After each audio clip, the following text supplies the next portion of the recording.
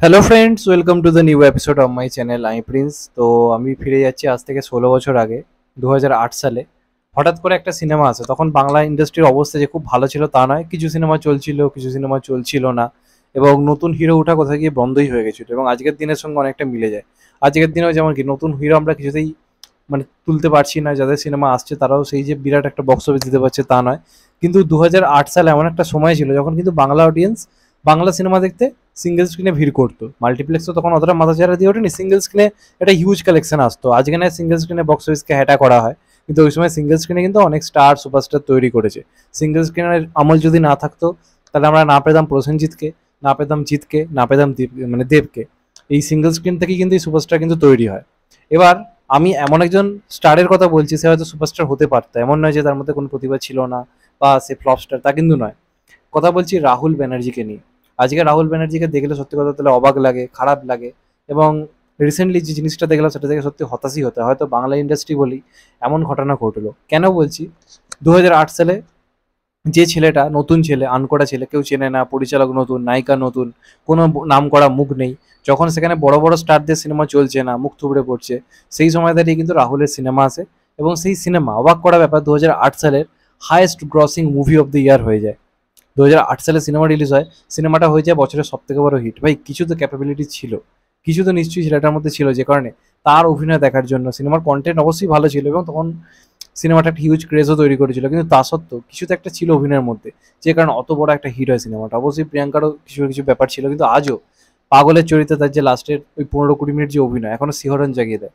তো সেই অভিনেতাকে আমরা কি আদৌ কাজে লাগাতে পেরেছি? আজকে আমরা রাহুলকে কিছু সিনেমায় পার্শ্ব চরিত্রে দেখতে পাই, এছাড়া সিরিয়ালে তাকে দেখতে পাই। সেটা অবশ্যই, আমি বলছি না খারাপ সিরিয়াল, বা আমরা যদি দেখি এই যে ছোটখাটো পার্শ্ব চরিত্রে অভিনয় করা, সেটাকে আমি খারাপ বলছি না। অনেক ভালো ভালো পরিচালকের সঙ্গে রাহুল ব্যানার্জি কাজ করেছে, যার মধ্যে অন্যতম সৃজিত মুখার্জি, আরও অনেকের সঙ্গে কাজ করেছে, সেটা নিয়ে প্রবলেম নেই। রিসেন্টলি আমি একটা জিনিস দেখলাম আজকে, এই 1-2 দিন হলো ফেসবুক স্ক্রল করতে করতে, রাহুল ব্যানার্জি যাত্রায় নাম লিখিয়েছে। লিটারেলি রাহুল ব্যানার্জিকে এখন যাত্রা করতে হচ্ছে। এটা প্রচণ্ড দুঃখজনক, প্রচণ্ড প্রচণ্ড পরিমাণে দুঃখজনক। অনেকে এটা বলতে পারে যাত্রা খারাপ কি আছে, কোনো খারাপ কিছু নেই, কিন্তু একটা অভিনেতার রেপুটেশনের জায়গা থাকে। আজকে যাত্রা করে করে সবাই অভিনেতা হয়, অভিনেতা হয়ে গেলে তার একটা আলাদা লাইমলাইট পায়। সেখান থেকে আজকে ইন্ডাস্ট্রির এমন অবস্থা, 2008 সালে হাইয়েস্ট বক্স অফিস দেওয়া হিরোকে আজকে যাত্রায় কাজ করে কোনো রকমে কিন্তু মানে পেট চালাতে হচ্ছে। এটা প্রচণ্ড দুঃখজনক, প্রচণ্ড পরিমাণে এটা দুঃখজনক। কেন দুঃখজনক? আজকে তোমরা সাউথ ইন্ডাস্ট্রি দেখো, সাউথের কথা আমি বলবো, রাইটিংয়ের জোর কতটা বেশি। আজকে তোমরা যদি দেখো সাউথে, আমি আমি যদি এখানে ধনুষের কথা বলি, বিজয় বিজয় সেতুপতির যদি কথা বলি, এবং তার সঙ্গে সঙ্গে আরও যারা রয়েছে ওখানে, যেমন ধরুন নিজে সুরি, ওখানকার একজন কমেডিয়ান বলা যেতে পারে সুরি। সে রিসেন্টলি একটা সিনেমা করেছে যেখানে তাকে প্রপারলি আমরা কমার্শিয়াল হিরো হিসেবে পেয়েছি। তো এই যে তিনটে নাম আমি বললাম, এছাড়া আপনি ধরুন নানি কথা বলি, এদের কি দেখতে আলটিমেটলি ভালো? এদের কিন্তু দেখতে ভালো না, এদের না আছে সিক্স প্যাকওয়ালা চেহারা, এদের না লুক কিছু আলাদা লেভেলের ভালো, তা কিন্তু নয়।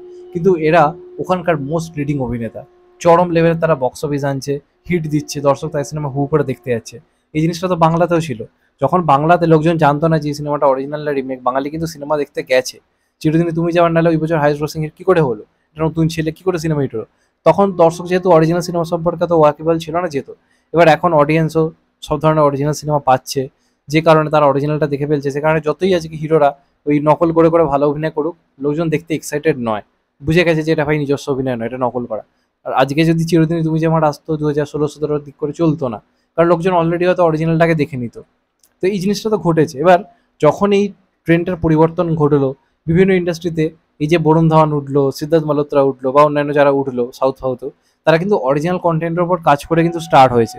কিন্তু বাংলাতে দেখুন, এত কন্টেন্টের অভাব, এত অরিজিনাল সিনেমা বানানোর দক্ষতার অভাব, ওই রিমেক করে করে যতদিন চলেছে নতুন নতুন স্টার তৈরি হয়েছে। হিরণ, তারপর ধরুন সোহম, তারপর ধরুন রাহুল, আর দেবজিৎ তো তার আগে থেকে অনেক ধরে করিয়েছে, কিন্তু দেবজিৎ নিজেদেরকে এখনো ধরে রাখতে পেরেছে নিজেদের দক্ষতায়। প্রথম কথা, তাদের চেহারা একই রকম আছে, তাদের লুক একই রকম আছে। প্রথম কথা, তারা অনেকটা এগিয়ে ছিল প্রথম থেকে, তাদের একটা হিউজ স্টারডম তৈরি হয়েছে, যে কারণে কিন্তু দেবজিৎ এখনো টিকে রয়েছে, বা প্রসেনজিৎ চট্টোপাধ্যায় ছিল, আছে, থাকবে। কিন্তু বাদ বাকি যারা, তারা নিজেদেরকে সেই সেট আপটা তৈরি করতে পারলো না। সোম ভালো অভিনেতা, কিন্তু সোমকে নষ্ট করা হয়েছে জামাই 420 ওইসব সিনেমা করে, আর সোম নিজের চেহারাও ফিট রাখতে পারেনি। এই কথা রাহুলের ক্ষেত্রেও প্রযোজ্য, কিন্তু এটা আমার মনে হয় মেন ফ্যাক্টর নয়। মেন ফ্যাক্টর হচ্ছে এখানে রাইটিংয়ের অভাব। যদি সত্যি আজকে বাংলায় কলমের জোর থাকতো, যদি মেন স্ট্রিম কমার্শিয়াল সিনেমা সেরকম রাইটিংয়ের যদি দক্ষতা থাকতো, আজকে বাংলা সিনেমা কিন্তু ভালো বক্স অফিস আনতে পারতো, এবং রাহুল ফাউলকে আজকে যারা অভিনেতা লিটারেলি স্টার, তাদের কাছে যাত্রায় কিন্তু নাম লেখাতে হতো না। এটা প্রচণ্ড দুঃখজনক, দেখে সত্যি হতাশ লাগলো যে একটা হিরো যে একটা বছরের highest grosser of the year দিয়েছে, তাকে এখন পার্শ্ব চরিত্র করতে হচ্ছে না। তারপর ধরুন করতে হচ্ছে, সেগুলো ঠিক আছে, কিন্তু তাকে যাত্রায় নামতে হচ্ছে। এটা কতটা দুঃখজনক, কারণ তাকে আমরা তৈরিই করতে পারিনি। একটা সিনেমা সে হিট দিল, তারপর ব্যাক টু ব্যাক ভুলভাল সিনেমা তাকে দিয়ে করানো হলো। রাহুল প্রিয়াঙ্কার জুটিটাকে হাইলাইট করা হলো। রাহুল প্রিয়াঙ্কা জুটি যেহেতু তখন হিট, তারা কি করলো, একই জুটিকে নিয়ে বারবার বারংবার একই টাইপের মুভি করে গেল, নতুনত্ব কিছু করার তারা চেষ্টা দেখালো না। অবশ্য আপনার ছোট্ট একটা সিনেমার উদাহরণ দিচ্ছি, জ্যাকপট। ওখানে হিরো আর রাহুলের আপনারা কাজ দেখুন, পরিচালককে কৌশিক গাঙ্গুলি। তো তাদেরকে পরবর্তীকালে কটা ভালো পরিচালক ইউজ করেছে, প্রপারলি লিড কাস্ট হিসেবে করেনি। এটাই হচ্ছে প্রবলেম, এবং এটাই হচ্ছে সব থেকে বড় চাপ, যে কারণে বাংলার যারা বলা যেতে পারে highest grosser of the year দিয়েছে, ভালো বক্স অফিস দিয়েছে, তাদেরকে এখন যাত্রায় নাম লেখাতে হচ্ছে। এটা প্রচণ্ড হতাশাজনক। তোমাদের এটা নিয়ে নিজেদের মতামতটা অবশ্যই জানিও। চ্যানেলটা নতুন হলে চ্যানেলটা সাবস্ক্রাইব করে দিও and get the bell icon. ভালো থেকো সবাই, টেক কেয়ার, নমস্কার, আবার দেখাবে এখন তো ভাই। সবাই ভালো থেকো, সুস্থ থেকো, নমস্কার, টেক কেয়ার, আবার দেখাবে, ভালো থেকো সবাই।